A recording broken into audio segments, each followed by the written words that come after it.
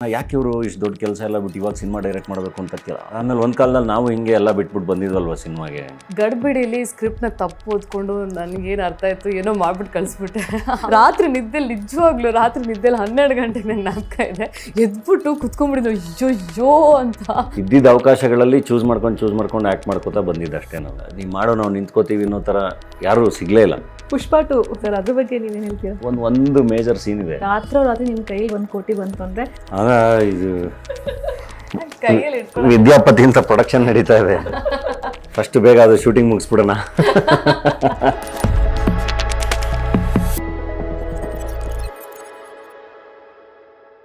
ಕೋಟಿ ಬಗ್ಗೆ ಮಾತಾಡಬೇಕು, ಹಾಗೆ ಸಿನಿಮಾ ಬಗ್ಗೆ ಮಾತಾಡಬೇಕು, ಹಾಗೆ ಧನಂಜಯ್ ಬಗ್ಗೆ ಮಾತಾಡಬೇಕು, ಮೋಕ್ಷ ಬಗ್ಗೆ ಮಾತಾಡಬೇಕು. ಅದೆಲ್ಲದಕ್ಕೂ ಮುಂಚೆ ಅವರಿಬ್ಬರನ್ನ ಮೊದಲೇದಾಗಿ ನಮ್ಮ ಕಾರ್ಯಕ್ರಮಕ್ಕೆ ಸ್ವಾಗತಿಸೋಣ. ಧನಂಜಯ್ ಸರ್, ನಮ್ಮ ಕಾರ್ಯಕ್ರಮಕ್ಕೆ ಸ್ವಾಗತ. ಮೋಕ್ಷ, ನಿಮಗೂ ನಮ್ಮ ಕಾರ್ಯಕ್ರಮಕ್ಕೆ ಸ್ವಾಗತ. ತುಂಬ ಚೆನ್ನಾಗಿ ಬಂದಿದೆ ಟ್ರೇಲರು. ಪರ್ಸ್ನಲಿ ನನಗಿಷ್ಟ ಆಯಿತು. ಸೊ ನಾನು ನೋಡಿರೋ ಪ್ರಕಾರ ಟ್ರೇಲರಲ್ಲಿ ತುಂಬಾ ಹೈಲೈಟ್ ಆಗಿದ್ದು ಅಂದರೆ ನಿಮ್ಮ ಒಂದು ಸಾಮಾನ್ಯ ವ್ಯಕ್ತಿಯ ಪಾತ್ರ, ರಮೇಶ್ ಸರ್ದು ವಿಲ್ಲನ್ ಗೆಟಪ್ಪು, ತಾರಾ ಮ್ಯಾಮ್ದು ತಾಯಿ ರೋಲು, ಹಾಗೆ ರಿಚ್ ವಿಜುವಲ್ಸು, ಇದೆಲ್ಲವೂ ಕೂಡ ಒಂದು ಪ್ಯಾಕೇಜ್ ಥರ ನನಗೆ ಕಾಣಿಸ್ತು ಸರ್. ಸೊ ನನಗೆ ಫಸ್ಟು ಕೋಟಿ ಮೂವಿದು ಟ್ರೇಲರ್ ಬಗ್ಗೆ ಹೇಳೋದಾದರೆ ಮತ್ತು ಕೋಟಿ ಮೂವಿ ಬಗ್ಗೆ ಹೇಳೋದಾದರೆ, ಕೋಟಿ ಟೀಸರ್ ನೋಡಿದ್ದೀರಾ, ಟ್ರೇಲರ್ ನೋಡಿದ್ದೀರಾ? ಅವೆರಡು ನೋಡಿದ್ರೇ ಕೋಟಿ ನಿಮಗೆ ಒಂದು ಹೊಸ ಕತೆ ಅನ್ನೋದು ಗೊತ್ತಾಗುತ್ತೆ. ಒಂದು ಹೊಸ ಥರದ ಕತೆ. ಟೀಸರು ಟ್ರೇಲರ್ಗಿಂತ ತುಂಬ ಜಾಸ್ತಿ ವಿಷಯ ಸಿನಿಮಾದಲ್ಲಿದೆ ಇನ್ನೊಂದು. ಆ್ಯಂಡ್ ಅವನೊಬ್ಬ ಕಾಮನ್ ಮ್ಯಾನು. ಒಬ್ಬ ಕಾಮನ್ ಮ್ಯಾನ್ ತನ್ನ ಕುಟುಂಬನ ಕಾಪಾಡ್ಕೊಳ್ಳೋಕ್ಕೆ ದಿನನಿತ್ಯ ಸ್ಟ್ರಗಲ್ ಇರುತ್ತಲ್ಲ, ಅದು ಅದೇ ಥರನೇ ಕೋಟಿ. ಅಂದರೆ ನಾವು ರೋಡಲ್ಲಿ ಹೋಗ್ತಿದ್ರೆ ಅಥವಾ ನಾವೆಲ್ಲರೂ ಕೋಟಿನೇ. ನಮ್ಮ ಮಿಡಲ್ ಕ್ಲಾಸ್ ಲೈಫಲ್ಲಿ ಒಂದು ಒದ್ದಾಟ ಇದ್ದೇ ಇರುತ್ತೆ ಯಾವಾಗಲೂ, ಬದುಕಟ್ಕೊಳ್ಳೋಕ್ಕೆ ಅಥವಾ ಅಲ್ಲಿನ ಕನಸುಗಳಿಗೆ ಎಲ್ಲದನ್ನು. ಹಾಗೆ ಅದೇ ಥರದ್ದು ಒಬ್ಬ ತುಂಬ ಕಾಮನ್ ಮ್ಯಾನು ಕೋಟಿ. ಅವ್ನಿಗೊಂದು ಕೋಟಿ ದುಡಿಬೇಕು ಅಂತ ಆಸೆ ಇರುತ್ತೆ ಅವ್ನು ತುಂಬ ನಿಯತ್ತಿಂದ ಬದುಕೋನು. ಅವನು ಯಾವ ಕಾರಣಕ್ಕೂ ಕಳ್ತನ ಮಾಡಲ್ಲ, ಅವನು ಮೋಸ ಮಾಡಲ್ಲ. ಸೊ ಅಷ್ಟು ನಿಯತ್ತಾಗಿ ಬದುಕಕ್ಕೆ ಸಾಧ್ಯನಾ ಅಂತ. ಸೊ ನಮ್ಮ ಪ್ರಕಾರ ನಾವೆಲ್ಲರೂ ತುಂಬ ನಿಯತ್ತಾಗೇ ಬದುಕ್ತಾ ಇರ್ತೀವಿ. ಸಮಾಜ ಸರಿ ಇಲ್ಲ, ಈ ಥರದ್ದೊಂದು ಯೋಚನೆ ನಮಗೆಲ್ರಿಗೂ ಇದ್ದೇ ಇರುತ್ತೆ. ಯಾವಾಗಲೂ ಎದುರುಗಡೆ ಇರೋದು ಸರಿ ಇಲ್ಲ ಅಂತೆಲ್ಲ. ಸೊ ಇದ್ರ ಮಧ್ಯೆ ಅಷ್ಟು ನಿಯತ್ತಾಗಿ ಬದುಕೋಕ್ಕಾಗುತ್ತಾ ಅನ್ನೋ ಒಂದು ಪ್ರಶ್ನೆ ಯಾವಾಗಲೂ ಕೋಟಿದು. ಸೊ ಅದು ನಿಮಗೆ ಟೀಸರು ಟ್ರೇಲರ್ ನೋಡಿದ್ರೇ ಗೊತ್ತಾಗ್ತಿರುತ್ತೆ. ಹಾಗಾಗಿ ನನಗೆ ಕಾಮನ್ ಮ್ಯಾನ್ ಪಾತ್ರ ಮಾಡೋದು ಯಾವಾಗಲೂ ತುಂಬ ಇಷ್ಟ ಆ್ಯಂಡ್ ತುಂಬ ಚಾಲೆಂಜಿಂಗ್. ಅಂದರೆ ನಾವು ಹೀರೋ ಆಗಿ ಮಾಡಬೇಕಾದ್ರೆ ಅಥವಾ ನಾನು ನೆಗೆಟಿವ್ ರೋಲ್ ಮಾಡಬೇಕಾದ್ರೆ ನನಗೆ ನನ್ನದೇ ಒಂದು ಮ್ಯಾನ್ರಿಸಮು, ನನ್ನದೊಂದು ಆ್ಯಟಿಟ್ಯೂಡ್, ಅದರಲ್ಲಿ ಅದನ್ನು ಕ್ಯಾರಿ ಮಾಡ್ಕೊಂಡು ಹೋಗ್ತಿರ್ತೀವಿ. ಅಲ್ಲಿ ನಮಗೆ ಮಾಡೋಕ್ಕೆ ತುಂಬ ಇರುತ್ತೆ. ನಮ್ಮ ಸ್ಟೈಲಲ್ಲಿ ನಮ್ಮ ಡೈಲಾಗ್ಸು ಮತ್ತೊಂದು ಎಲ್ಲ. ಈ ಕಾಮನ್ ಮ್ಯಾನ್ ಅಂತ ಮಾಡಿದಾಗ ನಾನು ಅದೆಲ್ಲದು ತೆಗೆದು ಸೈಡಿಗಿಟ್ಟು ತುಂಬ ಸಿಂಪಲ್ಲಾಗಿ ಇರಬೇಕಾಗುತ್ತೆ. ಆ್ಯಂಡ್ ನಿಮಗೆ ತುಂಬ ಆ್ಯಕ್ಟ್ ಮಾಡೋಕ್ಕೇನೂ ಇರಲ್ಲ. ನೀವು ಬರೀ ರಿಯಾಕ್ಟ್ ಮಾಡ್ತಿರ್ಬೇಕಾಗುತ್ತೆ. ಸೊ ಹಾಗೆ ಅದೊಂದು ತುಂಬ ಚಾಲೆಂಜಸ್ ಕೊಡುತ್ತೆ ಕಾಮನ್ ಮ್ಯಾನ್ ಪಾತ್ರ ಮಾಡಬೇಕಾದ್ರೆ. ಜೊತೆಗೆ ನನ್ನ ಬದುಕಿನ ಎಷ್ಟೊಂದು ಹಳೆ ಫೇಸ್ಗಳನ್ನ ರಿವಿಸಿಟ್ ಮಾಡ್ದಂಗಿರುತ್ತೆ. ಸೊ ಹಾಗಾಗಿ ನನಗೆ ತುಂಬ ಕನೆಕ್ಟ್ ಆಗುತ್ತೆ ಕಾಮನ್ ಮ್ಯಾನ್ ಪಾತ್ರಗಳು. ಅದು ಬಡವರ ಸ್ಕಲ್ ಇರಲಿ, ರತ್ನ ಪ್ರಪಂಚ ಇರಲಿ. ಸೊ ಆ ಥರದ್ದು ಬಂದಾಗೆಲ್ಲ ತುಂಬ ಇಷ್ಟ ಆಗುತ್ತೆ. ಹಾಗಾಗಿನೇ ಅದು ಆಡಿಯನ್ಸ್ಗೂ ಕೂಡ ಇಷ್ಟ ಆಗುತ್ತೆ. ಏಕೆಂದರೆ ನಮ್ಮ ಬದುಕನ್ನು ತೆರೆ ಮೇಲೆ ನೋಡ್ತಾ ಇರ್ತೀವಿ. ಎಷ್ಟೊಂದು ಫೇಸ್ಗಳು ಅಲ್ಲಿ ಆ ಫೇಸ್ಗಳನ್ನ ನಾವು ದಾಟಿ ಬಂದಿರ್ತೀವಿ. ಎಷ್ಟೊಂದು ಜನ ಆ ಫೇಸಲ್ಲಿ ಇರ್ತಾರೆ. ಎಷ್ಟೊಂದು ದೃಶ್ಯಗಳು ಎಲ್ಲವೂ ನಮ್ಮ ಬದುಕಲ್ಲಿ ಆಗಿರೋ ಹಂಗೆ ಕನೆಕ್ಟ್ ಆಗುತ್ತೆ. ಕೋಟಿನೂ ಕೂಡ ಹಾಗೆ. ಎಲ್ಲರೂ ಸಾಲ ಮಾಡಿರ್ತೀವಿ, ಎಲ್ಲರೂ ಬಡ್ಡಿ ಕಟ್ಟಿರ್ತೀವಿ. ಸೊ ಕೋಟಿದು 31 ಲಕ್ಷ ಬಾಕಿ ಅಂತ ಪೋಸ್ಟರ್ ನೋಡಿದ್ದೀರ ನೀವು. ಸೊ ಅವನ ಬದುಕಲ್ಲಿ ನಮ್ಮೆಲ್ಲರ ಬದುಕದಲ್ಲಿರೋ ಎಲ್ಲ ಸಮಸ್ಯೆಗಳು ಇದೆ. ಅದನ್ನು ಮೀರಿದ ಒಂದು ಚಾಲೆಂಜ್ ಇದೆ, ಅದನ್ನು ಮೀರಿದ ಒಂದೇ ಒಂದು ಫಿಲಾಸಫಿ ಇದೆ. ಅದು ಯಾಕೆ ಅನ್ನೋದಕ್ಕೂ ಒಂದು ಅದ್ಭುತವಾದ ಕಾರಣ ಇದೆ. ಸೊ ಹಾಗಾಗಿ ನನಗೆ ಅದು ಸ್ಕ್ರಿಪ್ಟ್ ಕೇಳ್ತಿದ್ದಂಗೆ ತುಂಬ ಕನೆಕ್ಟ್ ಆಯಿತು. ಆ್ಯಂಡ್ ಇದು ನಾವು ಹೇಳಬೇಕಾಗಿರೋ ಕತೆ ಅಂತ ಅನಿಸ್ತು. ಸೊ ಇಮಿಡಿಯೇಟಾಗಿ ಎಸ್ ಅಂದು ಒಪ್ಕೊಂಡಿದ್ದು. ಮೋಕ್ಷ, ನಿಮ್ಮ ಹತ್ರ ಕೇಳೋದಾಯ್ತಂದರೆ, ಇವಾಗ ಗ್ರ್ಯಾಂಡಾಗಿ ನೀವು ಸ್ಯಾಂಡಲ್ವುಡ್ಗೆ ಎಂಟ್ರಿ ಕೊಡ್ತಾ ಇರೋದು ಕೋಟಿ ಚಿತ್ರದ ಮೂಲಕವಾಗಿ. ಈ ಒಂದು ಚಿತ್ರ ನಿಮಗೆ ಒಂದು ಬ್ರೇಕ್ ಕೊಡುತ್ತೆ ಅನ್ನೋಂಥ ಎಲ್ಲ ಚಾನ್ಸಸ್ ಕೂಡ ಇದೆ. ಸೊ ನಾವು ಟ್ರೇಲರ್ ನೋಡ್ತಾ ಹೋದರೆ, ಟೀಸರ್ ನೋಡ್ತಾ ಹೋದರೆ, ಸೊ ಎಷ್ಟು ಖುಷಿ ಇದೆ ನಿಮಗೆ ಕೋಟಿ ಮೂಲಕವಾಗಿ ಸ್ಯಾಂಡಲ್ವುಡ್ಗೆ ಎಂಟ್ರಿ ಆಗ್ತಾ ಇರೋದಕ್ಕೆ? ಅಫ್ಕೋರ್ಸ್ ತುಂಬ ಖುಷಿ ಇದೆ. ನನ್ನ ಕನಸು ಫೈನಲಿ ನನಸಾಗ್ತಿದೆ. ಇಂಥ ಒಂದು ದೊಡ್ಡ production and such talented actors ಜೊತೆ ಒಂದು ಆಪರ್ಚುನಿಟಿ ಸಿಕ್ಕಿದ್ದು. I am very very grateful. And ನನ್ನ ಕ್ಯಾರೆಕ್ಟರ್ ಸಹ ತುಂಬಾ ಅದ್ಭುತವಾಗಿದೆ. ಒಂದು ತುಂಬಾ ಇಂಟ್ರೆಸ್ಟಿಂಗ್ ಆಗಿದೆ. And I am looking forward ಈ ಒಂದು ರಿಲೀಸ್ಗೆ. ಧನಂಜಯ್ ಸರ್, ಇವಾಗ ನಾನು ಹೇಳಿದೆ ನಿಮ್ಮ ಎಲ್ಲ ಮೂವೀಸ್ನು ನಾವು ನೋಡ್ತಾ ಬಂದಿರೋದ್ರಿಂದ ಪ್ರತಿಯೊಂದು ಮೂವಿಲೂ ಯಾವುದಾದ್ರೂ ಒಂದು ಡೈಲಾಗು ಅದು ತುಂಬಾ ಹಿಟ್ ಆಗಿಬಿಡುತ್ತೆ. ಅಂದರೆ ಡೇ ಟು ಡೇ ಲೈಫಲ್ಲಿ ನಾವು ಅದನ್ನು ಆ್ಯಪ್ಟ್ ಮಾಡ್ಕೊಂಡ್ಬಿಡ್ತೀವಿ ಆ ಥರದೊಂದು ಡೈಲಾಗು. ಈ ಮೂವಿಲೂ ಕೂಡ ಅದೇ ಥರ ಒಂದು ಡೈಲಾಗ್ ಇದೆ, ಪ್ರತಿಯೊಬ್ಬ ಮನುಷ್ಯನಲ್ಲೂ ಕಳ್ಳ ಇರ್ತಾನೆ, ಪ್ರತಿ ಮನುಷ್ಯನಲ್ಲೂ ಒಬ್ಬ ಕಳ್ಳ ಇದ್ದಾನೆ ಅಂತ. ಸೊ ಈ ಥರದ್ದೊಂದು ಡೈಲಾಗ್ಸ್ ನಿಮಗೆ ಅಂತ ಹೇಳಿ ಮಾಡಿಸ್ತಾರಾ, ಅಥವಾ ನೀವು ಅದನ್ನು ಜನರು ಒಪ್ಕೊಳ್ಳೋ ಹಂಗೆ ನೀವು ಅದನ್ನ ಸ್ಕ್ರೀನಲ್ಲಿ ತೊಗೊಂಡು ಬರ್ತೀರಾ ಅಂತ? ರೈಟ್ರ್ಗಳಿಗೆ ಕ್ರೆಡಿಟ್ ಕೊಡಬೇಕು. ಅವರು ಅಷ್ಟು ಚೆನ್ನಾಗಿ ಬರೆದಾಗಷ್ಟೇ ನಾವು ಅಷ್ಟು ಚೆನ್ನಾಗಿ ಏನಾದರೂ ಒಂದು ಹೇಳೋಕ್ಕಾಗುತ್ತೆ. ಆ ಥರ ಕೋಟಿ ಸಿನಿಮಾದಲ್ಲಿ ತುಂಬ ವಿಷಯಗಳಿದೆ. ಈಗ ಮಹಾನಗರಗಳ ಬಗ್ಗೆ ಕೋಟಿ ಮಾತಾಡ್ತಾನೆ ನಿಮಗೆ ಸಿನಿಮಾ ಶುರುನಲ್ಲೇ. ಅದು ನಿಮಗೆ ಟೀಸರ್ಲೇ ಇದೆ. ಅಂದರೆ ಬೇರೆಯವ್ರು ಅಂದರೆ ಕಳ್ತನ ಮಾಡಿದೆ, ಮೋಸ ಮಾಡಿದೆ, ಇನ್ನೊಬ್ಬರು ತಲೆ ಹೊಡಿದೆ, ಈ ಊರಲ್ಲಿ ಬದುಕೋಕ್ಕಾಗಲ್ವಾ ಅಂತ, ಕೋಟಿ ರೂಪಾಯಿ ದುಡಿಯೋಕ್ಕಾಗಲ್ವಾ, ಆಗಬೇಕಲ್ವಾ ಅಂತ. ಹಾಗೆ ತುಂಬ ಪ್ರಶ್ನೆಗಳಿದೆ ಕೋಟಿಲಿ. ಆ್ಯಂಡ್ ಹಂಗೆ ಅದಕ್ಕೆ ಉತ್ತರ ಕಂಡುಕೊಳ್ಳೋ ಪ್ರೋಸೆಸ್ಸು ಇದೆ. ಆ ಪ್ರೋಸೆಸ್ಸಲ್ಲಿ ತುಂಬ ಒಳ್ಳೊಳ್ಳೆ ಮಾತುಗಳನ್ನ ಪರಮೇಶ್ವರ್ ಗುಂಡ್ಕಲ್ ಅವರು ಬರೆದಿದ್ದಾರೆ. ಅದು ಸಿನಿಮಾ ರಿಲೀಸ್ ಆದಮೇಲೆ ತುಂಬ ಡಿಸ್ಕಷನ್ ಆಗುತ್ತೆ. ಪರಮ್ ಸರ್ ಬಗ್ಗೆ ಮಾತಾಡ್ತಿದ್ರೆ ಅಂದರೆ ಅದೊಂದು ಕೇಳಬೇಕು. ಫಸ್ಟ್ ಅವ್ರದ್ದು ಡೆಬ್ಯೂ ಡೈರೆಕ್ಷನ್ ಮೂವಿ ಇದು ಕೋಟಿ. ಯಾವುದೇ ಒಬ್ಬ ಆ್ಯಕ್ಟರ್ಗೆ ಯಾರೋ ಒಬ್ಬರು ಡೆಬ್ಯೂ ಮಾಡ್ತಾ ಇದ್ದಾರೆ ಅಂತಂದರೆ ಒಂದು ಸ್ವಲ್ಪ ಅಲ್ಲಿ ನಂಬಿಕೆ ವಿಷಯ ಬಂದ್ಬಿಡುತ್ತೆ. ಏನಪ್ಪ ಇದು ನಾನು ಒಪ್ಕೊಂಡ್ಬಿಟ್ರೆ ಏನಾಗ್ಬಿಡ್ಬೋದು ಅನ್ನೋ ನಂಬಿಕೆ ವಿಷಯ. ಅದನ್ನೊಂದು ಹೊರತುಪಡಿಸಿದ್ರೆ ಪರಮ್ ಸರ್ಗೆ ನಿಮಗೆ ಯಾವ ಥರ ಕನೆಕ್ಷನ್ ಆಯಿತು, ಯಾವ ಥರ ನೀವಿಬ್ಬರು ಕಾಂಟ್ಯಾಕ್ಟಿಗೆ ಬಂದ್ರಿ ಅಂತ? ನಂಬಿಕೆ ಅಂತ ಬಂದರೆ ಐ ಥಿಂಕ್ ಹೊಸ ನಿರ್ದೇಶಕರನ್ನ ಎಲ್ಲೋ ಒಂದು ಕಡೆ ನಂಬಲೇಬೇಕು, ರೈಟಿಂಗ್ ನಂಬಲೇಬೇಕು. ಇಲ್ಲ ಅಂದರೆ ಹೊಸದೇನೂ ಬರಲ್ಲ. ಈಗ ನಾನು ಸಿನಿಮಾ ಮಾಡಿ ಆಲ್ರೆಡಿ ಗೆದ್ದಿರೋರ ಜೊತೆನೇ ಕೆಲಸ ಮಾಡ್ತೀನಿ ಅನ್ನೋಕ್ಕೆ ಆ ಥರ ಎಷ್ಟು ಜನ ಸಿಗ್ತಾರೆ. ಒಂದು ಸಿನಿಮಾ ಗೆಲ್ತಿದ್ದಂಗೆ ಎಲ್ಲರೂ ಅವ್ರ ಜೊತೆನೇ ಕೆಲಸ ಮಾಡಬೇಕು, ಹೊಸಬ್ರ ಜೊತೆ ಕೆಲಸ ಮಾಡೋಕ್ಕಾಗಲ್ಲ ಅಂತ ಆಗ್ಬಿಟ್ರೆ ಕಷ್ಟ. ಅದು ಐ ಥಿಂಕ್ ಹೊಸ ಟ್ಯಾಲೆಂಟ್ಗಳು ಬಂದಾಗ ಅವ್ರ ಜೊತೆ ಕೆಲಸ ಮಾಡೋದು ತುಂಬ ಇಂಪಾರ್ಟೆಂಟ್. ಅದಕ್ಕೇ ನನ್ನ ಪ್ರೊಡಕ್ಷನಲ್ಲಿ ನೀವು ನೋಡಿ, ಅದು ಬಡವರ ರಾಸ್ಕಲ್ ಇರಲಿ, ಹೆಡ್ ಬುಷ್ ಇರಲಿ, ಅಥವಾ ಟಗರು ಪಲ್ಯ ಇರಲಿ, ನಾನು ತುಂಬ ಜನ ಹೊಸಬ್ರ ಜೊತೆನೇ ಕೆಲಸ ಮಾಡೋದು, ಹೊಸ ನಿರ್ದೇಶಕರೇ ಬಂದಿರೋದು, ಫಸ್ಟ್ ಟೈಮ್ ಡೈರೆಕ್ಟರ್ಸೇ ಇರೋದು ಮ್ಯಾಕ್ಸಿಮಮ್. ಸೊ ಈಗ ಪರಮ್ ಅವರು ಫಸ್ಟ್ ಟೈಮ್ ನಿರ್ದೇಶಕರು ಸಿನಿಮಾಗೆ, ಆದರೆ ಅವ್ರು ಮಾಡಿರೋ ಕೆಲಸಗಳು ತುಂಬ ಇದೆಯಲ್ಲ. ಅಂದರೆ ಅವರು ಟಿ ವಿ ಜಗತ್ತಲ್ಲಿ ಅದು ತುಂಬ ದೊಡ್ಡ ಹೆಸರು ಅವರು. ಸೊ ಆ ಥರದೊಂದು ಕೆಲಸ ಬಿಟ್ಟು ಸಿನಿಮಾ ಮಾಡಬೇಕು ಅಂತ ಬಂದಿದ್ದವ್ರು. ಆ್ಯಕ್ಚುಲಿ ಸಿನಿಮಾ ಮಾಡಬೇಕು ಅಂತ ಡಿಸೈಡ್ ಮಾಡಿದಾಗ ಅವ್ರು ಇನ್ನೂ ಜಿಯೋ ಸ್ಟುಡಿಯೋಸ್ ಎಂಪ್ಲಾಯಿ ಆಗಿರಲಿಲ್ಲ. ಕಂಪ್ಲೀಟಾಗಿ ಕೆಲಸ ಬಿಟ್ಬಿಟ್ಟು, ಇಲ್ಲ ನನ್ನ ಕನಸು ನಾನು ಸಿನಿಮಾ ಡೈರೆಕ್ಟ್ ಮಾಡಬೇಕು ಅಂತ. ಆವಾಗ ನನಗೆ ಒಂದು ಕ್ಷಣ ಯಾಕೆ ಇವರು ಇಷ್ಟು ದೊಡ್ಡ ಕೆಲಸ ಎಲ್ಲ ಬಿಟ್ಟು ಇವಾಗ ಸಿನಿಮಾ ಡೈರೆಕ್ಟ್ ಮಾಡಬೇಕು ಅಂತ, ಲಕ್ಷಾಂತರ ರೂಪಾಯಿ ಸಂಬಳ ಅಲ್ವಾ, ಬಿಟ್ಟು ಬರ್ತಿದಾರಲ್ಲ ಅಂತ. ಅದಾದಮೇಲೆ ಒಂದು ಕಾಲದಲ್ಲಿ ನಾವು ಹಿಂಗೆ ಎಲ್ಲ ಬಿಟ್ಬಿಟ್ಟು ಬಂದಿದ್ವಲ್ವ ಸಿನಿಮಾಗೆ. ಸೊ ಅದೊಂದು ಡ್ರೈವ್ ಇರುತ್ತಲ್ಲ ಕತೆ ಹೇಳಬೇಕು ಅನ್ನೋದು, ಅದನ್ನು ತಡೆಯೋಕ್ಕಾಗಲ್ಲ ಒಬ್ಬ ನಿಜವಾದ ಕಥೆಗಾರಂಗೆ ಅಥವಾ ಒಬ್ಬ ನಿಜವಾದ ಕಲಾವಿದಂಗೆ. ಅದನ್ನು ಏನು ಮಾಡಿದ್ರು ಅದು ಆಗಲ್ಲ. ಅದೆಲ್ಲೋ ಯಾವತ್ತೋ ಒಂದಿನ ಅದು ಅವನು ಬಂದೇ ಬರ್ತಾನೆ. ಅವ್ನಿಗೇನು ಅನಿಸುತ್ತೆ ಅದನ್ನು ಹೇಳಲೇಬೇಕು ಅವನು, ಕತೆಗಳ ಮೂಲಕ, ಆ್ಯಕ್ಟಿಂಗ್ ಮೂಲಕ ಎಲ್ಲ. ಸೊ ನನಗೂ ಪರಮ ವಿಷಯದಲ್ಲಿ ಹಂಗೆ ಅನ್ನಿಸ್ತು, ಓಕೆ ಸೂಪರ್, ಹಿಂಗೆ ಬಿಟ್ಟು ಬರ್ತಿದ್ದಾರೆ ಅಂದರೆ, ಇಷ್ಟು ಕನ್ವಿಕ್ಷನಲ್ಲಿ ಬರ್ತಿದ್ದಾರೆ ಅಂದರೆ ಡೆಫಿನೆಟ್ಲಿ ಇವ್ರ ಹತ್ರ ಏನೋ ಒಂದು ಕಂಟೆಂಟ್ ಇರುತ್ತೆ ಅಂತ. ಸೊ ಕತೆ ಕೇಳಿದಾಗ ಅದು ನಿಜ ಆಯಿತು ಕೂಡ. ರೈಟಿಂಗಲ್ಲಿ ತುಂಬ ಸಖತ್ತಾಗಿ ಅದ್ಭುತವಾಗಿ ಕತೆ ಬರೆದಿದ್ರು. ಅಂದರೆ ಯೂಶ್ವಲಿ ಕತೆ ಕೇಳೋಕೆ ಹೋದಾಗ ಒಂದು ಭಯ ಇರುತ್ತೆ, ಚೆನ್ನಾಗಿಲ್ಲ ಅಂದರೆ ಹೆಂಗಪ್ಪ ನೋ ಅಂತ ಹೇಳೋದು ಅಂತ, ಎಸ್ಪೆಷಲಿ ಕ್ಲೋಸ್ ಇರೋರಿಗೆ. ಏಕೆಂದರೆ ಅವರು ನಮ್ಮ ಬಡವರ ಸ್ಕಲ್ ಸಿನಿಮಾದಲ್ಲಿ ನಮ್ಮ ಜರ್ನಿ ಶುರುವಾಗಿದ್ದು. ತುಂಬ ಚೆನ್ನಾಗಿ ಆ ಸಿನಿಮಾದಲ್ಲಿ ನಮ್ಮ ಜೊತೆಗೆ ನಿಂತಿದ್ರು ಅವರು. ಕಲರ್ಸ್ ಚಾನಲ್ ನಿಂತಿತ್ತು. ಸೊ ಅವ್ರ ಕತೆ ಕೇಳೋಕೆ ಹೋದಾಗ ನನಗೊಂದು ಟೆನ್ಷನ್ನೇ ಇತ್ತು, ಏನೋ ಅಂತ ಹೆಂಗೆ ಹೇಳೋದು ಅಕಸ್ಮಾತ್ ಚೆನ್ನಾಗಿಲ್ಲ ಅಂದರೆ ಅಂತ. ಅದಕ್ಕೆ ಅವಕಾಶನೇ ಕೊಡಲಿಲ್ಲ ಅವರು. ಅವ್ರ ಕಂಟೆಂಟ್ ಚೆನ್ನಾಗಿತ್ತು, ಆ್ಯಂಡ್ ಟೀಮ್ ಚೆನ್ನಾಗಿತ್ತು, ಪ್ರೊಡಕ್ಷನ್ ಚೆನ್ನಾಗಿತ್ತು, ಕೊನೆಗೆ ಶೂಟಿಂಗು ಅಷ್ಟೇ, ಪ್ಲ್ಯಾನಿಂಗು, ಎಕ್ಸಿಕ್ಯೂಷನ್ ಎಲ್ಲದೂ ತುಂಬ ಚೆನ್ನಾಗಿತ್ತು.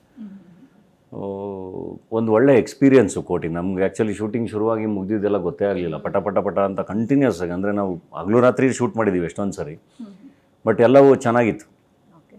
ಮೋಕ್ಷ, ನಿಮಗೆ ಹೆಂಗೆ ಪರಮ್ ಸರ್ ಸಿಕ್ಕರು? ನಿಮ್ಮನ್ನು ಹೆಂಗೆ ಅವ್ರು ಆಯ್ಕೆ ಮಾಡ್ಕೊಂಡ್ರು? ಆ ಪ್ರೋಸೆಸ್ ಎಲ್ಲ ಯಾವ ಥರ ಇತ್ತು? ಆಡಿಷನ್ ಬಗ್ಗೆ ನಾನೆಲ್ಲ ಕೇಳ್ಪಟ್ಟೆ ನಿಮ್ಮದು, ಸೊ ಅದ್ರ ಬಗ್ಗೆ ಹೇಳೋದಾದರೆ.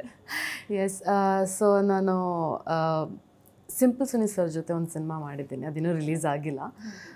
ಸೊ ಐ ಥಿಂಕ್ ಸರ್ ನನ್ನ ರೆಕಮೆಂಡ್ ಮಾಡಿದ್ದು ಅನಿಸುತ್ತೆ ಪರಮ್ ಸರ್ಗೆ, and that's how I got this opportunity. But ನನ್ನ ಜೀವನಡಿ ನಾನು ಆಡಿಷನ್ ಕೊಟ್ಕೊಂಡೇ ಬಂದಿರೋದು. ಸೊ ಇದಕ್ಕೂ ಆಡಿಷನ್ ಕೊಟ್ಟೆ ಸೆಲೆಕ್ಟ್ ಆಗಿದ್ದು. ಅದು ನೀವು ಕೇಳಿರ್ತೀರ ಅನಿಸುತ್ತೆ, ತುಂಬ ಸತಿ ಹೇಳಿದ್ದೀನಿ. ಆಡಿಷನ್ ಸ್ಟೋರಿನೂ ತುಂಬ ಫನ್ನಿ ಆಗಿದೆ. ರಾತ್ರಿ ಒಂದು 10:30 11 ಗಂಟೆ ಕಾಲ್ ಬಂತು, ಇವಾಗಲೇ ಬರಬೇಕು, ಆಡಿಷನ್ ಇರುತ್ತೆ ಅಂತ. ನಾನು ಒಳ್ಳೆ ಗೌರಮ್ಮ ಥರ ಕೂತ್ಕೊಂಡಿದ್ದೆ ಮನೇಲಿ ಟಿ ವಿ ನೋಡ್ತಾ ಆರಾಮಾಗಿ. ಸೊ ಸ್ವಲ್ಪ ಲೇಟ್ ಆಯ್ತಲ್ವಾ, ನಾಳೆ ಬರ್ಬೋದಾ ಅಂತ ಕೇಳಿದೆ. ಇಲ್ಲ, ಅರ್ಜೆಂಟ್ ಇದೆ, ಅಟ್ಲೀಸ್ಟ್ ಮೊಬೈಲಲ್ಲಿ ಮಾಡಿಬಿಟ್ಟು ಕಳಿಸಿ ಅಂತ ಹೇಳಿದ್ರು. ನಾನು ಗಡ್ಬಿಡಿಲಿ ಸ್ಕ್ರಿಪ್ಟ್ನ ತಪ್ಪು ಓದ್ಕೊಂಡು ನನಗೇನು ಅರ್ಥ ಆಯಿತು ಏನೋ ಮಾಡಿಬಿಟ್ಟು ಕಳಿಸ್ಬಿಟ್ಟೆ. ಆಮೇಲೆ ನನಗೆ ಜ್ಞಾಪಕ ಬಂತು, ರಾತ್ರಿ ನಿದ್ದೆಲಿ ನಿಜವಾಗ್ಲೂ ರಾತ್ರಿ ನಿದ್ದೆಲಿ 12 ಗಂಟೆಗೆ ನಂಗೆ ಜ್ಞಾಪಕ ಇದೆ, ಎದ್ಬಿಟ್ಟು ಕುತ್ಕೊಂಡ್ಬಿಟ್ಟಿದ್ದು ಅಯ್ಯೋ ಅಂತ ನಾನು ತಪ್ಪು ಕಳಿಸ್ಬಿಟ್ಟಿದ್ದೀನಿ ಅಂತ. ಇವಾಗ ಏನು ಮಾಡೋಕ್ಕಾಗತ್ತೆ ಅಂತ ಒಂದು ಮೆಸೇಜ್ ಹಾಕ್ದೆ, ನೋಡೋಣ ಟ್ರೈ ಮಾಡೋಣ ಸರ್ ಈ ಥರ ತಪ್ಪು ಕಳಿಸಿದ್ದೀನಿ, ಇಫ್ ಯು ಡೋಂಟ್ ಮೈಂಡ್ ನಾನು ಮತ್ತೆ ರೆಕಾರ್ಡ್ ಮಾಡಿ ಕಳಿಸ್ಬೋದಾ ಬೆಳಗ್ಗೆ ಅಂತ. ಏನು ರಿಪ್ಲೈ ಬಂದಿಲ್ಲ. ಓಕೆ, ಬಟ್ ಬೆಳಗ್ಗೆ ಕಾಲ್ ಬಂತು, ಈ ಥರ ನಾನೇನು ತಪ್ಪು ಅರ್ಥ ಮಾಡ್ಕೊಂಡು ಕಳಿಸಿದ್ದೆ ಅದು ಅವ್ರಿಗೆ ಇಷ್ಟ ಆಗಿ ಇವಾಗ ಸರಿಯಾಗಿ ಆಡಿಷನ್ ಕೊಡೋಕ್ಕೆ ಬನ್ನಿ ಅಂತ ಫೇಸ್ ಟು ಫೇಸ್ ಆಡಿಷನ್ಗೆ ಕರೆದಿದ್ರು, ಹೋಗಿದ್ದೆ. And yes, fortunately I got selected. So ಒಂಥರ ಮಜವಾಗಿ ಸಿಕ್ತು ನನಗೆ ಒಂದು ಪಾತ್ರ. ರಮೇಶ್ ಸರ್ದು ನಾವು ನೋಡ್ದಂಗೆ ಅವರು ಒಂದು ವಿಲನ್ ರೋಲಿಗೆ ಅವ್ರು ತುಂಬ ಚೆನ್ನಾಗಿ ಸೂಟ್ ಆಗ್ತಾರೆ ಸರ್. ಅವ್ರು ನೋಡ್ತಾ ಇದ್ರೆ ನಮಗೆ ಆ ರೋಲ್ ನೋಡ್ತಾ ನಮಗೆ ಭಯ ಹುಡ್ಸತ್ತೆ. ಈಗ ಅವ್ರ ಮುಖ ನೋಡಿದ ತಕ್ಷಣ ಅದು ಭಯ ಹುಡ್ಸತ್ತೆ. ಸೊ ನನಗೆ ಅದೊಂದು ಅವ್ರಲ್ಲಿ ಕಾಣಿಸುತ್ತೆ. ಅಷ್ಟು ಒಳ್ಳೆ ಆ್ಯಕ್ಟರ್ ಇದ್ದಾರೆ ಅವರು. ಅವ್ರ ಜೊತೆಗೆ ನೀವು ಕೆಲಸ ಮಾಡೋಂತಹ ಅನುಭವ ಮತ್ತು ಅವ್ರ ಕಡೆಯಿಂದ ಕಲಿಬೇಕಾಗಿರುವಂತಹ ಒಂದಿಷ್ಟು ಸಂಗತಿಗಳು. ತುಂಬ ಒಳ್ಳೆ ಕಲಾವಿದರು, ಆರಾಮಾಗಿರ್ತಾರೆ. ಅದೇನೋ ಅವ್ರ ನಗು, ಆ ಫೀಚರ್ಸ್ ಎಲ್ಲದು ತುಂಬ ಮಜಾ ಇದೆ. ಅದೇನೋ ಒಂದು ಮಜಾ ಕೊಡ್ತಾರೆ ಅವರು ಆ್ಯಕ್ಟ್ ಮಾಡ್ತಿರ್ಬೇಕಾದ್ರೆ. ನಾನು ಆ್ಯಕ್ಟ್ ಮಾಡ್ತಾ ಅದೇ ಹೇಳ್ತಾ ಇದ್ದೆ, ನೀವು ಅವರು ನಿರ್ದೇಶಕರು, ಸೊ ಒಂಚೂರು ಆ್ಯಕ್ಟಿಂಗು ಜಾಸ್ತಿ ಮಾಡಿ, ನೀವು ಜಾಸ್ತಿ ಪಾತ್ರಗಳು ಮಾಡಿ ಅಂತ. ಅವ್ರಿಗೆ ಆ್ಯಕ್ಟಿಂಗಿಂತ ಅವರು ನಿರ್ದೇಶನದಲ್ಲಿ ಬೇರೆ ಕೆಲಸಗಳಲ್ಲಿ ಬ್ಯುಸಿ, ರೈಟಿಂಗಲ್ಲೆಲ್ಲ. ಸೊ ಆ್ಯಕ್ಟಿಂಗ್ ಮಾಡಿ ಅಂತ. ಅದೇನೋ ಅವರು ತುಂಬ ಸೆಲೆಕ್ಟೆಡ್ ಪಾತ್ರಗಳಲ್ಲಿ, ಸಿನಿಮಾಗಳಲ್ಲಿ ಅಷ್ಟೇ ಕಾಣಿಸ್ಕೊಳ್ಳೋದು. ಒಳ್ಳೆ ಕಲಾವಿದರು. ಅದೊಂದು ಅವ್ರದ್ದೇ ಏನೋ ಒಂದು ಸ್ಟೈಲ್ ಇದೆ, ಅದು ತುಂಬ ಸಖತ್ತಾಗಿ ವರ್ಕ್ ಆಗುತ್ತೆ. ಅವ್ರು ತುಂಬ ಚೆನ್ನಾಗಿ ಕ್ಯಾರಿ ಕೂಡ ಮಾಡ್ತಾರೆ ಸರ್ ಪಾರ್ಟ್ನ.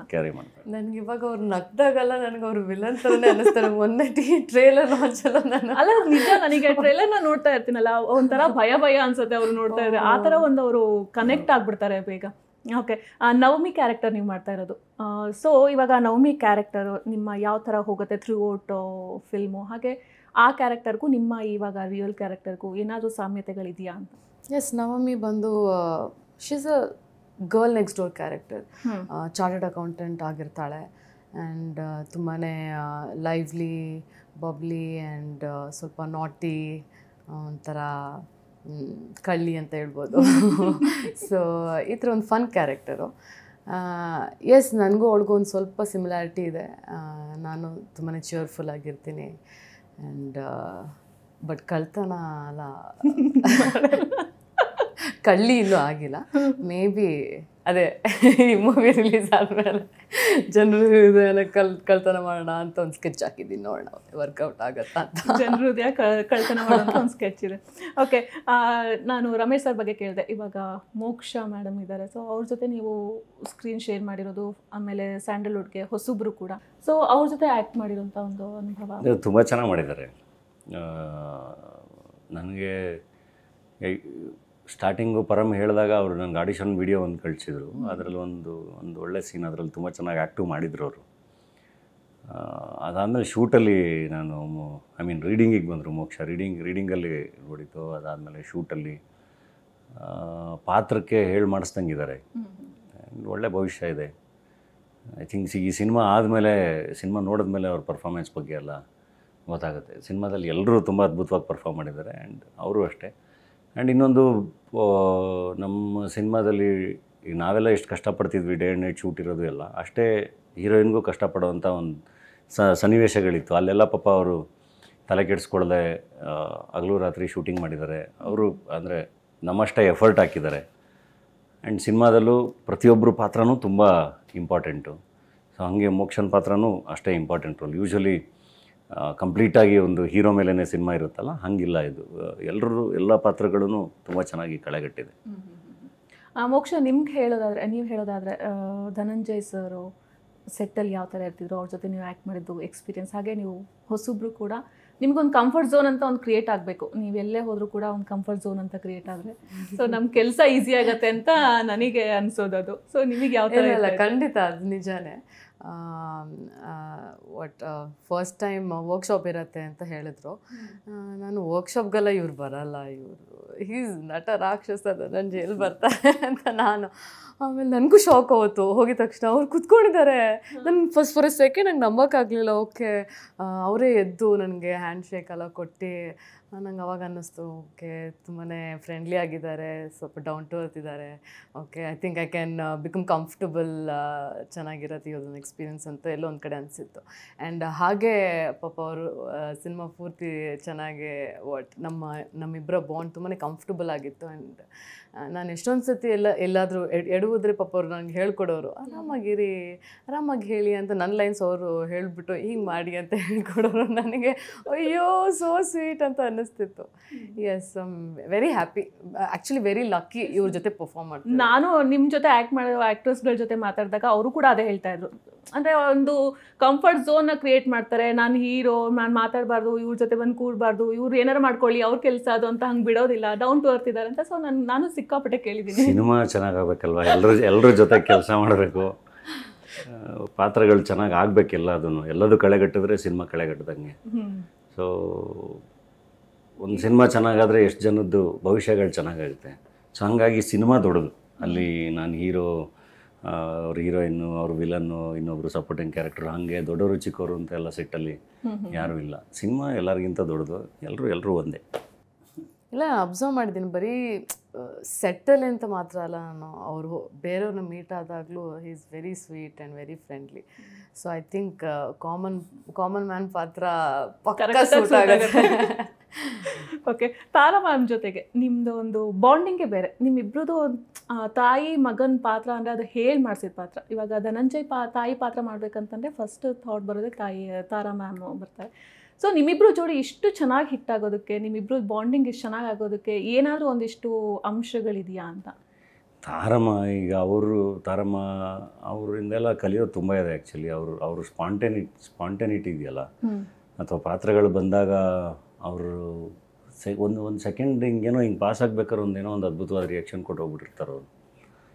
ಸೊ ತಾಯಿಯಾಗಿ ಅವ್ರು ಮಾಡೋ ಮ್ಯಾಜಿಕ್ ಅದು, ಅಥವಾ ಯಾವುದೇ ಪಾತ್ರದಲ್ಲಿ ಅವ್ರು ಮಾಡೋ ಮ್ಯಾಜಿಕ್ ಅದು. ಅವರು ತಾರಮ್ಮ ಇರಲಿ ಅಥವಾ ರಂಗಣ್ಣ ರಘು ಅವ್ರು ಇರಲಿ, ಅವ್ರನ್ನೆಲ್ಲ ನಾವು ರೀಪ್ಲೇಸ್ ಮಾಡೋಕ್ಕಾಗಲ್ಲ. ಈಗ ಅವ್ರನ್ನ ಅಂದ್ಕೊಂಡು ನಾವು ಈ ಪಾತ್ರಕ್ಕೆ ಅವರೇ ಬೇಕು ಅಂತಂದರೆ ಮತ್ತೆ ಅಲ್ಲಿ ಯಾರನ್ನೂ ಬೇರೆಯವ್ರನ್ನ ಕೂರ್ಸೋಕ್ಕಾಗಲ್ಲ. ಸೊ ಆ ಥರ ಕಲಾವಿದರು. ಸೊ ಹಂಗಾಗಿನೇ ಕಂಟಿನ್ಯೂಸ್ ಆಗಿ ಅದೊಂದು ಬಡವರಸ್ಕಲ್ಲಿಂದ ಶುರುವಾಗಿದ್ದ ಜರ್ನಿ ಅವ್ರ ಜೊತೆನೂ. ಅಲ್ಲಿಂದ ನೆಕ್ಸ್ಟು ಟಗರು ಪಲ್ಯ, ಇವಾಗ ಕೋಟಿ. ಟಗರು ಪಲ್ಯದಲ್ಲಿ ನಾನು ಆ್ಯಕ್ಟ್ ಮಾಡಿರಲಿಲ್ಲ, ಬರೀ ನಿರ್ಮಾಪಕ ಅಷ್ಟೇ. ಇವಾಗ ಕೋಟಿ. ಸೊ ಇದೊಂದು ಆಟ್ರಿಕ್ ಕಾಂಬಿನೇಷನ್ ತಾರಮ್ಮ ಮತ್ತು ರಂಗಣ್ಣ ರಘು ಅವ್ರ ಜೊತೆ. ಸೊ ಅವ್ರ ಜೊತೆ ಮಾಡಿರೋದು ಎಲ್ಲದೂ ವರ್ಕ್ ಆಗಿದೆ. And even Vasuki Vaibhav, Badava Rascal combination ಇದು, ಮತ್ತೆ 3ನೇ ಸರಿ ಟಗರು ಪಲ್ಯ. ಸೊ ಬೆಳಗ್ಗೆ ನಾನು ವೈಭವನ ಜೊತೆ ಮಾತಾಡ್ತಾ ಅದೇ ಹೇಳ್ತಾ ಇದ್ದೆ, ನಮ್ಮ ಕಾಂಬಿನೇಷನ್ ಎಲ್ಲ ಸಖತ್ತಾಗಿ ವರ್ಕ್ ಆಗ್ತಿದೆ, ಇದು ತುಂಬ ಚೆನ್ನಾಗಿ ಆಗುತ್ತೆ ಅಂತ. ಯಾಕೆಂದರೆ ಇದು ಸಿನಿಮಾ ಒನ್ಸ್ ಅಗೇನ್ ತುಂಬ ಚೆನ್ನಾಗಿದೆ. ಸೊ ತಾರಮ್ಮನ ಜೊತೆ ಅದೊಂದು ನಿರಂತರವಾಗಿ ಅದಿರುತ್ತೆ. ಆಮೇಲೆ ಆಫ್ ಸ್ಕ್ರೀನ್ ಅವರು ಹಂಗೆ ಇದ್ದಾರೆ, ಅಮ್ಮನ ಥರನೇ ಅವಾಗ ಬೈತಿರ್ತಾರೆ, ಫೋನ್ ಮಾಡ್ತಾರೆ, ಮನೆಗೆ ಬಂದಿಲ್ಲ ಅಂತಾರೆ. ಸೊ ಆಫ್ ಸ್ಕ್ರೀನು ಹಂಗೆ ಇದ್ದಾರೆ, ಅದು ಆನ್ ಸ್ಕ್ರೀನಲ್ಲಿ ಅದು ಇನ್ನೂ ತುಂಬ ಚೆನ್ನಾಗಿ ವಾಸುಕಿ ವೈಭವ್ ಜೊತೆ ಅಂದರೆ ಅವ್ರ ಬಗ್ಗೆ ಮಾತಾಡಲೇಬೇಕು. ಬಿಕಾಸ್ ನಿಮ್ಮ ಒಂದು ಕಾಂಬಿನೇಷನಲ್ಲಿ ಬರ್ತಾ ಇರುವಂತಹ 3 ಚಿತ್ರಗಳು, ಇವಾಗ ಇದು 3ನೇ ಚಿತ್ರ. ಸೊ ಹಿಟ್ ಸಾಂಗ್ಸ್ಗಳನ್ನೇ ಕೊಟ್ಟಿರೋದು. ಸೊ ಈ ಒಂದು ಚಿತ್ರದಲ್ಲಿ ಇವಾಗ ಡೈಲಾಗ್ಸು, ಫೈಟಿಂಗ್ಸು ಅವೆಲ್ಲ ಹೊರತುಪಡಿಸಿ ಮ್ಯೂಸಿಕ್ಕಿಗೆ ಅಂತಂದು ಅದರದ್ದೇ ಒಂದು ಇಂಪಾರ್ಟೆನ್ಸ್ ಇರುತ್ತೆ ಒಂದು ಮೂವಿ ಹಿಟ್ ಆಗಬೇಕು ಅಂತಂದರೆ. ಸೊ ವಾಸುಕಿ ವೈಭವ್ ಮ್ಯೂಸಿಕ್ ಯಾವ ಥರ ಮಾಡ್ಬಿಡ್ತಿದೆ?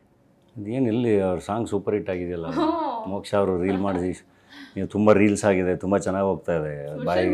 ಬಾಯಿಗೆ ಬರದೆ ಮಾತು ಎಲ್ಲ. Vasuki multi talent. Vasuki music director, writer. ಈಗ ನಮ್ಮ ಫಿಲ್ಮಲ್ಲಿ ಒಂದು ಹಾಡು ಬೇರೆ ಬರೆದಿದ್ದಾರೆ, ಜನತಾ ಸಿಟಿ ಅಂತೇಳಿ, ಸಖತ್ತಾಗಿ ಬರೆದಿದ್ದಾನೆ. ಆ್ಯಕ್ಟ್ರು, ಟಗರು ಪಲ್ಯದಲ್ಲಿ ಆ್ಯಕ್ಟ್ರು ಮಾಡಿದ್ದಾರೆ, ಮದುಮಗನ ಪಾತ್ರದಲ್ಲಿ. ಸೊ ಏನೇನು ಬೇಕು ಎಲ್ಲ ಟ್ಯಾಲೆಂಟು ಇದೆ ವಾಸುಕಿ ಹತ್ರ. ಆ್ಯಂಡ್ ಜೊತೆಗೆ ವಾಸುಕಿಯಲ್ಲಿ ಒಬ್ಬ ಒಳ್ಳೆ ಸ್ಕ್ರಿಪ್ಟ್ ಡಾಕ್ಟ್ರು ಕೂಡ ಇದ್ದಾನೆ. ಒಂದು ಕತೆ ಹೇಳಿದಾಗ ಆ ಕಥೆನ ತುಂಬ ಡೀಟೇಲಾಗಿ ಕೇಳಿ ಅಲ್ಲಿ ಏನು ವರ್ಕ್ ಆಗ್ತಾಯಿಲ್ಲ, ಏನು ವರ್ಕ್ ಆಗ್ತಾ ಇದೆ ಅಂತ ಹೇಳೋವಂಥ ಸ್ಕ್ರಿಪ್ಟ್ ಡಾಕ್ಟ್ರು ಇದ್ದಾನೆ. ಹಾಗಾಗಿ ಅವನು ಸ್ಕ್ರಿಪ್ಟ್ ಲೆವೆಲಿಂದನೇ ಇನ್ವಾಲ್ವ್ ಆಗ್ತಾನೆ. ಈವನ್ ಕೋಟಿ ಕೂಡ ನನಗಿಂತ ಮುಂಚೆ ಫಸ್ಟ್ ಕತೆ ಕೇಳಿದ್ದು ವಾಸುಕಿ, ಫಸ್ಟು ಆನ್ಬೋರ್ಡ್ ಆಗಿದ್ದು ವಾಸುಕಿ. ಸೊ ವೈಭವ ಆಮೇಲೆ ನಾವೆಲ್ಲ ಎಂಟ್ರಿ ಆಗಿದ್ದು. ಅವನ ಟ್ಯಾಲೆಂಟ್ ಎಲ್ಲ ನೋಡಿದಾರೆಲ್ಲ. ಸೊ ಪ್ರತಿ ಸಿನಿಮಾದಲ್ಲೂ ಒಳ್ಳೊಳ್ಳೆ ಹಾಡುಗಳು ಇಟ್ಟು ಕೊಡ್ತಾನೆ ಬಂದೇನು. ಬಡವರಸ್ಕಲ್ ಇಡೀ ಆಲ್ಬಮ್ ಇಟ್ಟು, ಟಗರು ಪಲ್ಯ ಟೈಟ್ಲ್ ಸಾಂಗ್ ಮತ್ತು ಸೂರ್ಯಕಾಂತಿ ಸಾಂಗು ಸೂಪರ್ ಹಿಟ್ಟು. ಈಗ ಮತ್ತು ಕೋಟಿಲಿ ಬಾಯಿಗೆ ಬರದೆ ಮಾತು ತುಂಬ ಚೆನ್ನಾಗಿ ವರ್ಕ್ ಆಗಿದೆ. ಇನ್ನು ಇರೋ ಬೇರೆ ಹಾಡುಗಳು ಮೋಸ್ಟ್ಲಿ ಸಿನಿಮಾ ರಿಲೀಸ್ ಆದಮೇಲೆ ಇನ್ನೂ ದೊಡ್ಡ ಹಿಟ್ ಆಗ್ತವೆ. ಜನತಾ ಸಿಟಿ ಹಾಡಿರಲಿ, ಅದಾದಮೇಲೆ ನನ್ನ ಫೇವ್ರೇಟ್ ಇನ್ನೊಂದು ಸಾಂಗ್ ಇದೆ, ಅದು ಅವೆಲ್ಲವೂ ರಿಲೀಸ್ ಆದಮೇಲೆ ಇನ್ನೂ ಜಾಸ್ತಿ ಹಿಟ್ ಆಗುತ್ತೆ. ಸೊ ತುಂಬ ಒಳ್ಳೆ ಹಾಡುಗಳು ಮಾಡಿದ್ದಾನೆ. ಆ್ಯಂಡ್ ನವೀನ್ ಪೋಲ್ ತುಂಬ ಒಳ್ಳೆ ಬ್ಯಾಕ್ಗ್ರೌಂಡ್ ಮ್ಯೂಸಿಕ್ಕು, ಜೊತೆಗೆ ನಮ್ಮ ಪ್ರತೀಕ್ ಶೆಟ್ಟಿ ಒಳ್ಳೆ ಎಡಿಟು. ಸೊ ಟೀಮ್ಗಳು ತುಂಬ ಚೆನ್ನಾಗಿದೆ. ಅರುಣ್ ಅವ್ರ ಸಿನಿಮಾಟೋಗ್ರಫಿ, ಪ್ರತಿಯೊಬ್ಬರೂ ತುಂಬ ಚೆನ್ನಾಗಿ ಕಾಂಟ್ರಿಬ್ಯೂಟ್ ಮಾಡಿದ್ರು. ಅದಕ್ಕೆ ತುಂಬ ಕಾನ್ಫಿಡೆಂಟಾಗಿ ಆಡಿಯನ್ಸ್ನ ಬನ್ನಿ ಸಿನಿಮಾಗೆ, ಕೋಟಿಗೆ ನೀವು ಫ್ಯಾಮಿಲಿ ಸಮೇತ ಬನ್ನಿ, ನಿಮ್ಗೊಂದು ಒಳ್ಳೆ ಸಿನಿಮಾ ತೋರಿಸ್ತೀವಿ, ಒಂದೊಳ್ಳೆ ಎಕ್ಸ್ಪೀರಿಯನ್ಸ್ ಕೊಡ್ತೀವಿ ಅಂತ ಎಲ್ಲರೂ ಕರೀತಾ ಇರೋದು ಅವತ್ತಿಂದ. ಮೋಕ್ಷ, ನಿಮಗೆ ಎಕ್ಸ್ಪೆಕ್ಟೇಷನ್ಸ್ ಎಷ್ಟಿದೆ ಕೋಟಿ ಸಿನಿಮಾ ಬಗ್ಗೆ? ಆಮೇಲೆ ಆ ಒಂದು ಎಕ್ಸ್ಪೆಕ್ಟ್ ಮಾಡ್ತಾ ನಿಮ್ಮ ಒಂದು ರೋಲ್ನ ಕೂಡ ನೀವು ಜನಗಳಿಗೆ ತೋರಿಸ್ತಾ ಇರ್ತೀರಾ. ಸೊ ಆ ರೋಲ್ ಎಷ್ಟು ಹಿಟ್ ಆಗ್ಬೋದು ಅಂತ ನೀವು ಅಂದ್ಕೊಂಡಿದ್ದೀರಾ ಅಂತ, ಎಷ್ಟು ಕನೆಕ್ಟ್ ಆಗುತ್ತೆ ಅಂತ? ಎಸ್, ನಂಗೆ ಭಾಳ ಖುಷಿ ಇದೆ ನನ್ನ ಬರೀ ಗ್ಲ್ಯಾಮರಾಗಿ ಯೂಸ್ ಮಾಡ್ಕೊಳ್ದೆ ನನಗೊಂದು ಪರ್ಫಾರ್ಮೆನ್ಸ್ ಪಾತ್ರ ಕೊಟ್ಟಿರೋದು. ಆ್ಯಂಡ್ ಇದು ನಾನು ಹೇಳ್ದಂಗೆ ಕ್ಯಾರೆಕ್ಟರ್ ತುಂಬ ಮಜಾ ಇದೆ ನನ್ನ ಕ್ಯಾರೆಕ್ಟರ್. ಆ್ಯಂಡ್ ಪ್ರತಿಯೊಬ್ಬರದ್ದು ಅಂದರೆ ಪ್ರತಿಯೊಬ್ಬರಿಗೂ ಕನೆಕ್ಟ್ ಆಗೋವಂಥ ಒಂದು ಪಾತ್ರಗಳೇ ಈ ಸಿನಿಮಾದಲ್ಲಿ ಏನು ಮಾಡಿದ್ದಾರೆ. ಸೊ ತುಂಬ ಎಕ್ಸ್ಪೆಕ್ಟೇಷನ್ ಇಟ್ಕೊಂಡಿದ್ದೀವಿ ಎಲ್ಲರೂ. ಹಾಗೆ ಸಿನಿಮಾ ಮೂಡ್ ಬಂದಿದೆ ಸಹ. ಎಸ್ಪೆಷಲಿ ಕ್ಲೈಮ್ಯಾಕ್ಸ್ಗೆ ಎಲ್ಲರೂ ಏನೋ ರೂಟ್ ಮಾಡ್ತಿದ್ದಾರೆ, ತುಂಬ ಚೆನ್ನಾಗಿ ಬಂದಿದೆ ಅಂತ. So yes. ಅಲ್ಲ, ನಿಮ್ಮ ಕರಿಯರ್ಗೆ ಇದು ಎಷ್ಟರ ಮಟ್ಟಿಗೆ ಹೆಲ್ಪ್ ಆಗುತ್ತೆ? ನಿಮ್ಮ ಕರಿಯರ್ನ ನೀವು ಎಲ್ಲಿ ನೋಡೋಕ್ಕೆ ಇಷ್ಟಪಡ್ತೀರಾ ಈ ಒಂದು ಸಿನಿಮಾ ಆದಮೇಲೆ? This is a huge step ನನಗೆ. ಅಂಟಿಲ್ ಕೋಟಿ ರಿಲೀಸ್, ಐ ಮೀನ್ ಕೋಟಿ ಮುಂಚೆ ಐಮ್ ನೋ ಬಡಿ, ನಾನು ಯಾರು ಅಂತ ಯಾರಿಗೂ ಗೊತ್ತಿಲ್ಲ. ಸೊ ನನಗೆ ಇದೊಂದು ತುಂಬ ದೊಡ್ಡ ಪ್ಲ್ಯಾಟ್ಫಾರ್ಮ್ ನನ್ನ ಪ್ರೂವ್ ಮಾಡ್ಕೊಳ್ಳೋಕ್ಕೆ. ಆ್ಯಂಡ್ ಇದಕ್ಕಿಂತ ಒಳ್ಳೆ ಲಾಂಚ್ ನನಗೆ ಸಿಗೋಕ್ಕೆ I don't know, I have never expected that. But ಸೆಟ್ಟಲ್ಲೂ ತುಂಬ ಪ್ರಶ್ನೆಗಳು ಕೇಳಿ ಡೈರೆಕ್ಟರ್ನ ಕೇಳಿ ಮಾಡ್ತಾರೆ. ಅಯ್ಯೋ, ಅದಕ್ಕೂ ನನಗೂ ಪರಂ ಸರ್ಗೂ ತುಂಬಾ ಟಾಮ್ ಆ್ಯಂಡ್ ಜೆರ್ರಿ ಥರ ಫೈಟ್ಗಳಾಗಿವೆ. ಬಟ್ ಅದೇ ಇನ್ ದಿ ಎಂಡ್ ಆ ಮ್ಯಾಜಿಕ್ ವರ್ಕ್ ಆಗಿದೆ. ಪ್ರತಿಯೊಬ್ಬರು ಒಂಥರ ಹೇಳಿ ಮಾಡಿಸ್ದಂಗೆ ಈ ಒಂದು ಸಿನಿಮಾಗೆ ಒಪ್ಕೊಂಡು ಮಾಡಿದ್ದೀವಿ ಸರ್. ಸೊ 11 years ನಿಮ್ಮದು ಕರಿಯರ್ ಸ್ಟಾರ್ಟ್ ಆಗಿರ್ಬೋದಲ್ಲ ಸರ್? ಸೊ ಎಲ್ಲೋ ಒಂದು ಕಡೆ ಯಾವುದಾದ್ರೂ ಒಂದು ವಿಷಯಕ್ಕೆ ನೀವು ರಿಗ್ರೆಟ್ ಮಾಡ್ಕೊಳ್ಳೋಷ್ಟೇ, ಇದನ್ನ ಇದು ಮಾಡಬೇಕಾಗಿತ್ತು, ಮಾಡಿದ್ರೆ ಕಥೆನೇ ಬೇರೆ ಇರ್ತಾ ಇತ್ತು, ಆ ಥರದ್ದು ಏನಾದರೂ ಅನಿಸಿರೋದುಂಟಾ ಇಷ್ಟು ವರ್ಷ ಕರಿಯರಲ್ಲಿ? ಇದು ಮಾಡಬೇಕಾಗಿತ್ತು ಅಂತ ಅಂದರೆ ನಾನು ರಿಜೆಕ್ಟ್ ಮಾಡಿ ಸಖತ್ತಾಗಿರೋ ಸಿನಿಮಾ ಯಾವುದು ಇಲ್ಲ. ಹಂಗೆ ಅಂದ್ಬಿಟ್ಟು ಈಗ ನಮಗೆ ಇದ್ದಿದ್ದ ಅವಕಾಶಗಳಲ್ಲಿ ಚೂಸ್ ಮಾಡ್ಕೊಂಡು ಆ್ಯಕ್ಟ್ ಮಾಡ್ಕೋತಾ ಬಂದಿದ್ದು ಅಷ್ಟೇ ನಾವು.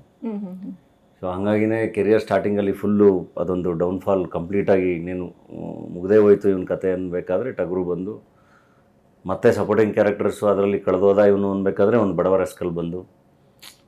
ಸೊ ಅದು ಚೆನ್ನಾಗಿದೆ, ಎಲ್ಲದು ಲರ್ನಿಂಗ್ ಪ್ರೋಸೆಸ್. ಅಂದರೆ ಇವತ್ತಿಗೆ ಅನಿಸುತ್ತೆ, ನಾನು ಅಕಸ್ಮಾತ್ ನಾನು ಆ ನಿರ್ಮಾಣ ಮಾಡಿಕೊಂಡು ನಾನು ಟೀಮ್ ಕಟ್ಕೊಂಡು ನಾನೇ ಸಿನಿಮಾ ಮಾಡ್ಕೊಳ್ಳೋ ಡಿಸಿಷನ್ ಮಾಡ್ಕೊಳ್ಳಿಲ್ಲ ಅಂದಿದ್ದಿದ್ರೆ ಮೋಸ್ಟ್ಲಿ ಎಲ್ಲಿರ್ತಿದ್ದೆ ನಾನು ಅಂತ. ಅಂದರೆ ನೀವೇನೇ ಟಗರಲ್ಲಿ ಡಾಲಿ ಅಂತ ನೀವು ಎಷ್ಟೇ ಪ್ರೀತಿಸಿದ್ರು ಮತ್ತೆ ವಾಪಸ್ ನಾನು ನಿಂತ್ಕೊಳ್ಳೋಕ್ಕೆ ಆಗ್ತಿರ್ಲಿಲ್ಲ, ತುಂಬ ಕಷ್ಟ ಆಗೋದು. ಯಾಕಂದರೆ ನಮಗೆ ಆ ಥರ ನೀವು ಮಾಡೋ ನಾವು ನಿಂತ್ಕೋತೀವಿ ಅನ್ನೋ ಥರ ಯಾರೂ ಸಿಗಲೇ ಇಲ್ಲ. ಸೊ ಅದನ್ನು ನಾವೇ ಕ್ರಿಯೇಟ್ ಮಾಡ್ಕೊಂಡಿದ್ದದು ಎಲ್ಲ. ಆ್ಯಂಡ್ ಇವಾಗ ನಿಜವಾಗ್ಲೂ ತುಂಬ ಒಳ್ಳೆ ಫ್ರೆಂಡ್ಸ್ ಇದ್ದಾರೆ ಆ್ಯಂಡ್ ತುಂಬ ಒಳ್ಳೆ ನಿರ್ಮಾಪಕರುಗಳಿದ್ದಾರೆ, ಒಳ್ಳೊಳ್ಳೆ ಸಿನಿಮಾಗಳಾಗ್ತಾಯಿದೆ. ಇದು ಮಾಡಿಬಿಟ್ಟಿದ್ರೆ ಎಲ್ಲೋ ಹೋಗ್ತಿದೆ ಅನ್ನೋ ಥರದ್ದು ಯಾವುದು ಆ ಥರದ್ದು ಯಾವುದೂ ಇಲ್ಲ, ಆ ಥರದ್ದು ಯಾವುದೂ ಇಲ್ಲ. ಹಿಂಗೇನಂದರೆ 11 ವರ್ಷ ಹೋಗಿದ್ದು ಗೊತ್ತಾಗಲಿಲ್ಲ, ಇನ್ನೊಂದು ಚೂರು ಬೇಗ ಎಲ್ಲವೂ ಸಿಕ್ಕಿದ್ರೆ ಚೆನ್ನಾಗಿರೋದು ಅಂತ ಅನಿಸುತ್ತೆ. ಅದು ಮೋಸ್ಟ್ಲಿ ಎಲ್ರಿಗೂ ಅನಿಸುತ್ತೆ ಅವ್ರವ್ರ ಜೀವನದಲ್ಲಿ.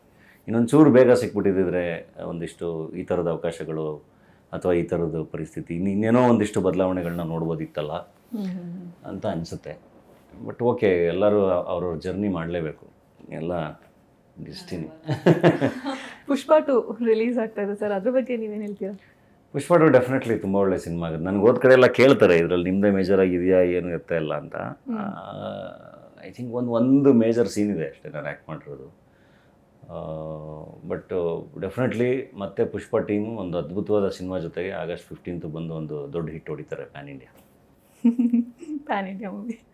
ಓಕೆ, ನಿಮ್ಮ ಒಂದು ಪ್ರಾಜೆಕ್ಟ್ಸ್ಗಳ ಬಗ್ಗೆ ಮಾತಾಡಿದ್ರೆ ಯಾವ್ಯಾವ ಪ್ರಾಜೆಕ್ಟಲ್ಲಿ ನೀವು ಇವಾಗ ಇದ್ದೀರಾ, ಯಾವ್ಯಾವುದು ಮುಗಿಯೋದಕ್ಕೆ ಬಂದಿದೆ? ಉತ್ತರಾಖಂಡ ಮತ್ತು ಅಣ್ಣ ಫ್ರಮ್ ಮೆಕ್ಸಿಕೋ ಶೂಟ್ ನಡೀತಾ ಇದೆ. ಆ್ಯಂಡ್ ಇವಾಗ ಹಲಗಲಿ ಅಂತ ಹೇಳಿ ಒಂದು ನಮ್ಮ ಹಲಗಲಿ ಬೇಡರದಂಗೆ ಅದೊಂದು ಸ್ಕ್ರಿಪ್ಟ್ ಓದಿನಿ. ಆ್ಯಂಡ್ ಆ ನಿರ್ದೇಶಕರ ಕೆಲಸ ತುಂಬ ಇಷ್ಟ ಆಗಿದೆ. ಸೊ ಅವ್ರ ಜೊತೆ ಒಂದು ಆ ಸಿನಿಮಾ ಮಾಡೋ ಮಾತುಕತೆಯಲ್ಲಿದ್ದೀವಿ, ಆ ಪ್ರೋಸೆಸ್ಸಲ್ಲಿದ್ದೀವಿ. ಉತ್ತರಾಖಂಡ ಅಂಡ್ ಫ್ರಮ್ ಮೆಕ್ಸಿಕೋ ಮುಗಿಸಿ ಅದರ ನಂತರ ನಾಗಾಭರಣ ಅವ್ರ ಜೊತೆ ನಾಡಪ್ರಭು ಕೆಂಪೇಗೌಡ ಅವ್ರದ್ದು ಸಿನಿಮಾ ಅದರದ್ದು ಕೆಲಸ ನಡೀತಾ ಇದೆ. ಸೊ ಅದೂ ಎಲ್ಲ ಅಂದರೆ ಪ್ರೋಸೆಸ್ಸಲ್ಲಿದೆ. ಅವೆಲ್ಲವನ್ನು ಇನ್ನು ಸದ್ಯಕ್ಕೆ ಅಣ್ಣ ಫ್ರಮ್ ಮೆಕ್ಸಿಕೋ ಮತ್ತು ಉತ್ತರಾಖಂಡ 2 ಪ್ಲ್ಯಾನಿಂಗಲ್ಲಿ ಅಂದರೆ ಶೂಟಿಂಗಲ್ಲಿ. ಓಕೆ, ನೀವು ಅವಾಗ ಹೇಳಿದ್ರಿ ನಾನು ಈ ಥರ ರೋಲ್ಸ್ ಮಾಡ್ಕೊಂಡು ಬಂದರೆ ನಾನು ಬರ್ತಾ ಇದ್ನೋ ಇಲ್ವೋ ಅಂತಂದು.